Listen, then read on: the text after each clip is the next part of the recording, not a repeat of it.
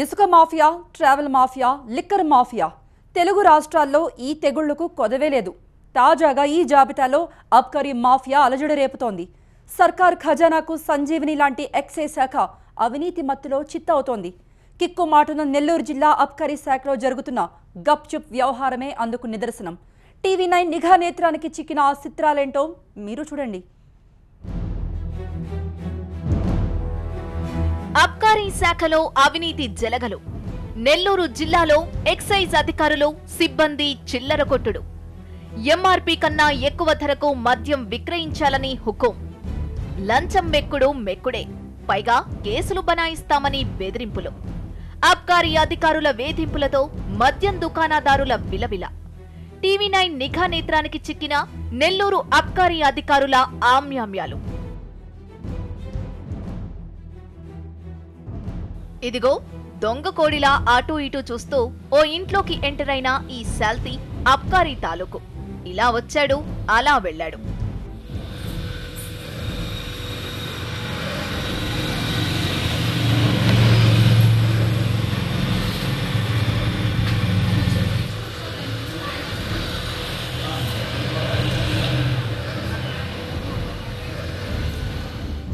ఇక white shirt sir వారు సరాసర మెట్లెక్కాడు, తలూపాడు. క్యాష్ కట్టలు చేతిలో పడగానే సంతసంబుగా నిష్క్రమించాడు.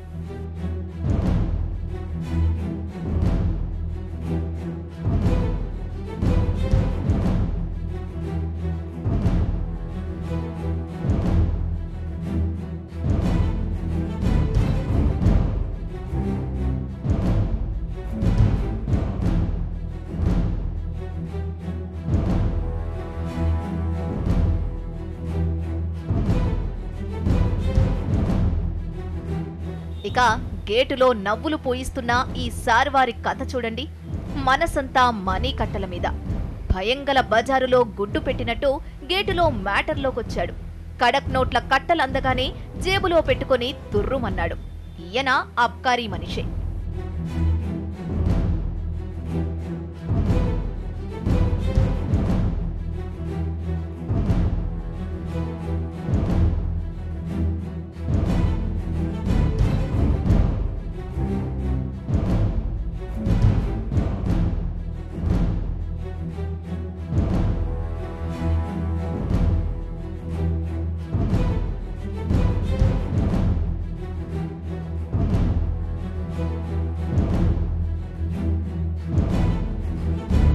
ఇదిగిదిగో గేటుకు ఆవల టోపీ.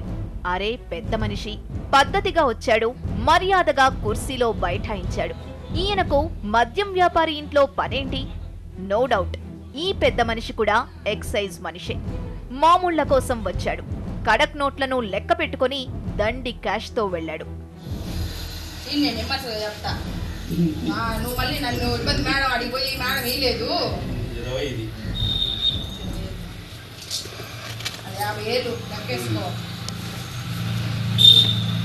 వాళ్ళ వరకు సపరేట్ ఇస్తాము.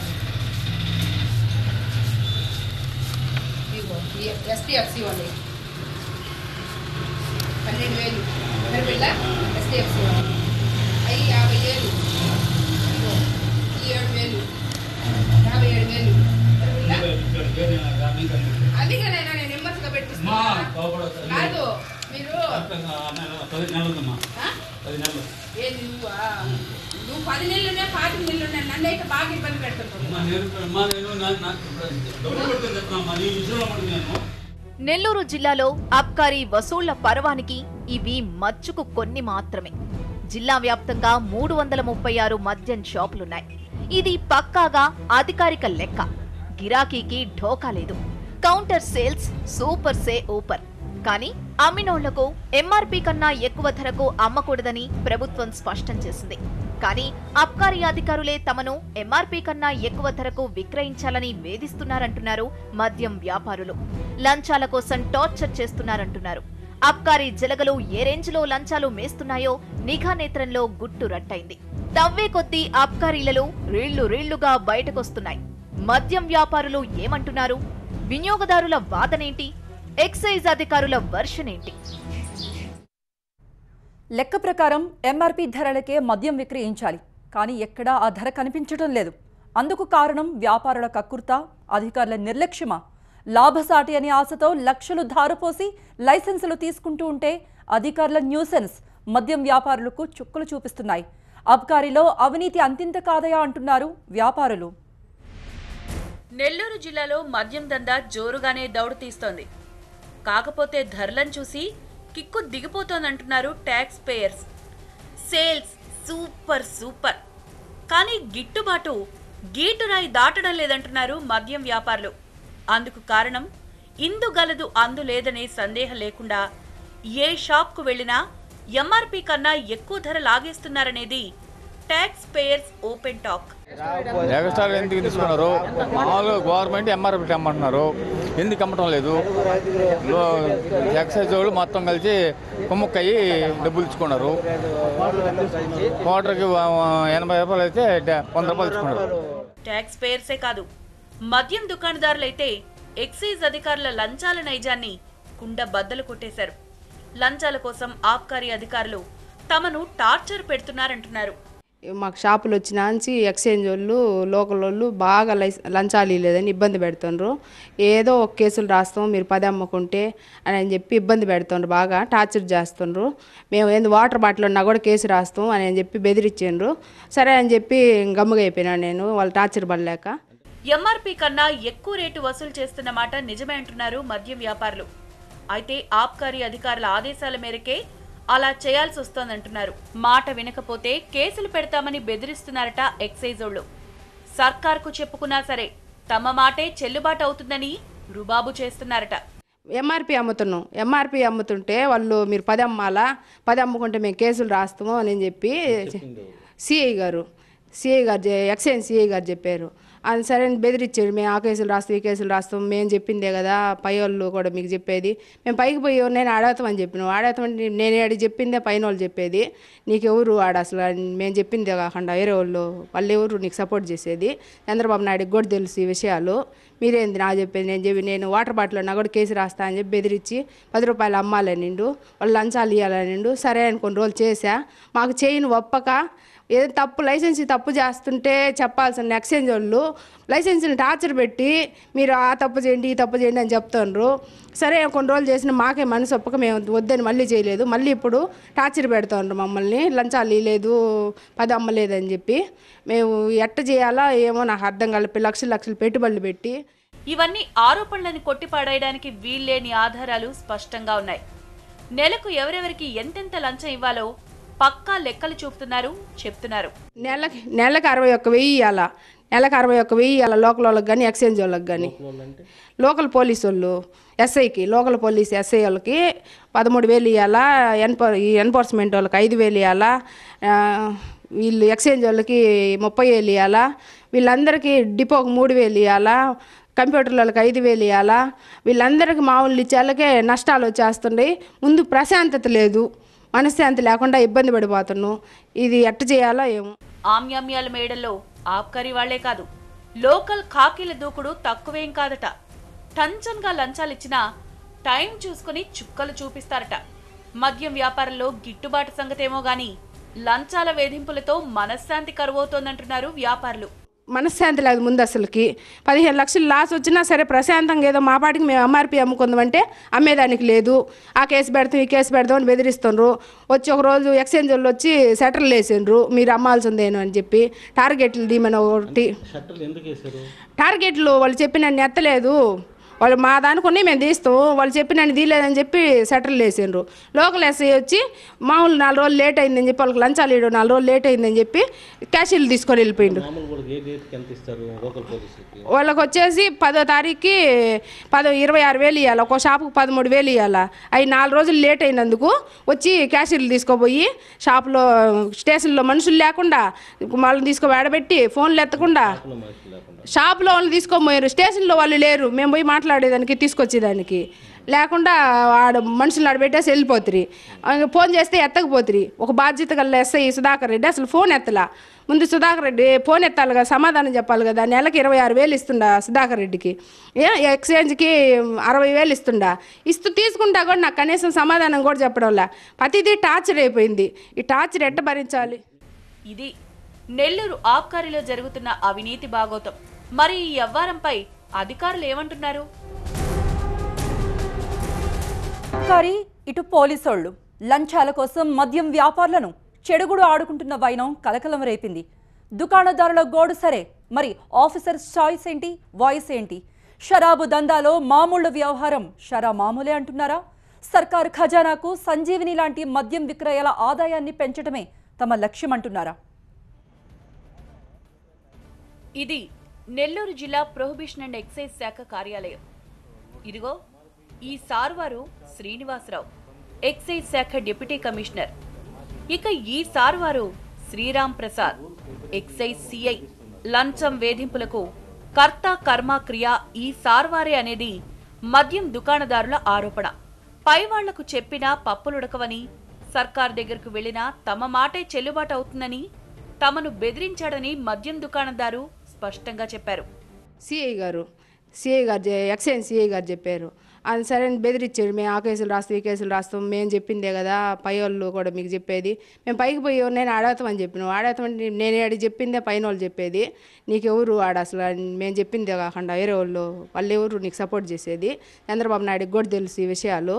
మీరేంది నాకు చెప్పేది? నేను వాటర్ బాటిల్ నా కూడా కేసు రాస్తా అని చెప్పి బెదిరించి 10 రూపాయలు అమ్మాలని నిండు, వాళ్ళు లంచాలు ఇవ్వాలని నిండు. సరే అని కొన్ని రోజులు చేశా. ఇది సంగతి. మరి సిఐ సాబ్ వర్షన్ ఏంటి? తనంతటి తాను ఎవరి దగ్గరకు వెళ్ళలేదు, ఎవరిని బెదిరించలేదు. ఏదైనా అనుంటే అనుండొచ్చు, అన్నానా లేదో తెలియదని సిఐ సాబ్ సెలవిచ్చారిలా. నీ దగ్గరికి వెళ్ళి నువ్వు ఎందుకు పెట్టలేదని అడగటం కానీ జరిగిందా? ఈ కేసు రాసిందా? అసలు షాప్ దగ్గరికి వెళ్ళామా లేదా? ఏమన్నా అంటే అని ఉండొచ్చేమో. కానీ నేనైతే నాకైతే మీరు ఎందుకు అంటారు? నేనైతే అన్నానని కూడా గ్యారంటీ చెప్పట్లా. ఓకే, మద్యం దుకాణాల దగ్గర ఆబ్కారీ వాళ్ళ ఆమ్యామ్యాలు నిజమా కాదా? ఈ ప్రశ్నకు సార్వార్ ఆన్సర్ ఏంటో వినండి. మేమేమనంటాం, ఒక టార్గెట్ ఎత్తాలమ్మా, టార్గెట్ ఎత్తపోతే ఇబ్బంది అయింది అని చెప్పి ఇప్పుడు మీరు మీ సిబ్బంది మీకు తెలియకుండా ఎక్కడికన్నా వెళ్ళి పేమెంట్ చేస్తారు. ఏమో నాకేం తెలిసింది? మీ పేరు చెప్పి దాందే ఉంది. ఎవరైనా ఎవరి పేరు అని చెప్పి నెల మామూలు తేవడం అది కరెక్ట్ అంటారా? ఒక సుపీరియర్ ఆఫీసర్ నాకు తెలియదు, నా దృష్టికి రాలేదు. తనకు తెలిస్తే తన రెస్పాన్సిబిలిటీ అని చేతులెత్తేశారు సిఐ సాబ్. తానొచ్చాక బెల్ట్ షాపులో బెండు తీశానని కేసుల లెక్కను వల్లెవేశారాయన. అవును, నాకు తెలిస్తే నాది రెస్పాన్సిబిలిటీ. ఇప్పుడు నాకు మీరు బెల్ట్ షాపులు మీరు వాళ్ళని ఖండించాల్సిన వాళ్ళ నుంచి మీరు ఎందుకు సపోర్ట్ చేసి యాక్షన్ పెట్టి వాళ్ళ దగ్గర ఎందుకు డబ్బులు వసూలు చేస్తున్నారు? బెల్ట్ షాపుల దగ్గర సిండికేట్. నేనైతే ఎవరి దగ్గర బెల్ట్ షాపుల దగ్గర యాక్షన్ చేయలేదు. దాదాపు నేను వచ్చిన తర్వాత 50 కేసులు దాకా పెట్టున్నాను. రికార్డ్ అది. లంచాల వ్యవహారం తనకు తెలియదని సిఐ శ్రీరామ్ ప్రసాద్ స్పష్టంగా చెప్పారు. అయితే మద్యం దుకాణదారులతో సార్వారు ఫోన్లో ఏం సంభాషించారో వినుడి. మీరు ఏ ఫైల్ పెట్టినా కూడా నేను చేయను కదా. నా మాట విన్నప్పుడు నేను ఎందుకు చేయాలా? వినకుండా నేను ఇంత దూరం ఎందుకు అట్లే కాదు, టాకు వేయలేదు, చెప్పింది చేయలేదు. నేను సిగ్గు పెడితే ఒక సీఐనే ఇట్లా గొడవ అయింది, ఇది పరిస్థితి, ఎందుకు ఇది అయిందని చెప్పి స్టేషన్ పిలిచి బుద్ధగించి చెప్పినా కూడా మీరు విన్నప్పుడు ఒక సిఐ పిలిచి చెప్తే పెద్ద లైసెన్సీలు 20-25 సంవత్సరాల నుంచి ఫీల్డ్ లో ఉన్నోళ్ళు, 15-20 షాపులు ఉన్నోళ్ళు కూడా మాట వింటారు. తన మాట వినడం లేదని సార్వార్కి కోపం వచ్చేసింది. తన నోటితోనే ఈ ముక్కను ఫోన్లో స్పష్టంగా చెప్పారు సిఐ శ్రీరామ్ ప్రసాద్. నేను ఒక సిఐని సిగ్గేసి ఇట్లా గొడవ అయితే ఇది జరిగింది అని చెప్పినా కూడా మీరు గౌరవం లేదంటే పెద్ద పెద్దోళ్ళు ఇదవుతారు చెప్తే. అర్థమైనా? ఎన్నమట్ల సెంట్రల్ లో ఒక మాట చెప్తే 5 లక్షలు డబ్బులు తీసుకొచ్చి ఇచ్చిపోయారు. వాళ్ళు నా మొహం కూడా తెలియదు. అట్లా ఉంటాయి డిపార్ట్మెంట్. అట్లాంటి వాళ్ళ కోసం మనం ఏదైనా చేయొచ్చు. అర్థమైందా? ఆ గౌరవాన్ని నిలబెట్టుకుంటాం. మీరు యాడ్ పెట్టుకున్నా కూడా రేపు షిఫ్టింగ్ చేసి నేను ముందుగానే చెప్తున్నా. ఎందుకు అనవసరం గొడవ కూడా తీసుకోవటం. ఇప్పుడు దాకా నేను చేద్దాం అనుకున్నా, మీకు మాట చెప్పాను మొదట్లోనే, నేను చేద్దాం అనుకుంటున్నా. ఎంత అవమానకరంగా ఇదైన తర్వాత మనం చేయగలిగింది ఏం లేదు. కోపం అనేది పర్మనెంట్ కాదండోయ్.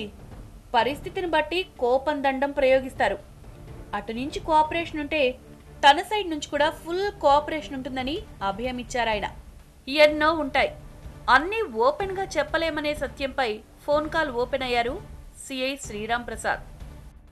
బుచ్చడు వైలేషన్స్ ఉంటాయి.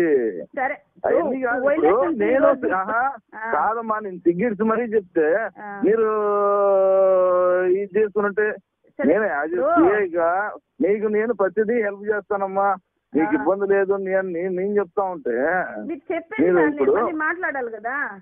నేను 3 రోజులు చెప్తున్నాను కదా. ఇప్పుడు ఆయన ఒక మాట చెప్తానమ్మా, అట్లా కాదు. ఇప్పుడు అన్ని ఆడ చెప్పుకోమంటా, కొన్ని చెప్పుకుంటాం కొన్ని చెప్పుకోలేము. అట్లా కాదు, కొన్ని చెప్పుకుంటాం కొన్ని చెప్పుకోలేము. అన్ని ఇప్పుడు ఓపెన్ గా అన్ని చెప్పలేము, కొన్ని. అర్థమైందా? సిఐ వసూళ్లగిరి గురించి, వాటాల గురించి డిప్యూటీ కమిషనర్ శ్రీనివాసరావు దృష్టికి తీసుకువెళ్తే ఈ దందా ఇదంతా తమ దృష్టికి రాలేదన్నారు. అలా చేసుంటే తప్పకుండా చర్యలు తీసుకుంటామన్నారు. మేము తప్పనిసరిగా దాన్ని చర్య తీసుకుంటాం. దాంట్లో అట్లాంటివి మేము చర్య తీసుకుంటాం. దాంట్లో అందుకని దాని మీద మాట్లాడాలి. ఎలా అంటే తప్పనిసరిగా యాక్షన్ తీసుకుంటాం. ఎంఆర్పీకి అసలు కేసులు రాస్తున్నాం మేము, తప్పనిసరిగా ఎస్టీఎఫ్ రాస్తారు, మేము రాస్తున్నాం, ఎన్ఫోర్స్మెంట్ రాస్తున్నాం, బిల్ షాప్స్ రాస్తున్నాం, అన్నీ రాస్తున్నాం. ఆబ్కారీ నీడలో అవినీతి భాగోతం ఏ రేంజ్లో ఉందో ఇటు వినియోగదారులు అటు మద్యం దుకాణదారుల గోడుతో తేట తెల్లమైంది. ఆబ్కారీలో ఆఫీసర్స్ చాయిస్ ఏంటో సిఐ శ్రీరామ్ ప్రసాద్ వాయిస్తో బట్టబయలైంది. మరి ఈ వ్యవహారం బాసుల కనుసన్నల్లో జరుగుతుందా, చిన్న స్థాయిలోనే పెద్ద రేంజ్కు వెళ్ళిందా? తెలిసి జరిగినా తెలియక జరిగినా లంచాల భాగోతం జరుగుతుందన్నది మాత్రం నిజం. సర్కార్ ఖజానాకు సంజీవిని లాంటి ఆబ్కారీలో అవినీతి జలగల వెనక ఎవరున్నారు? లంచాల కథ నడిపించేదెవరు?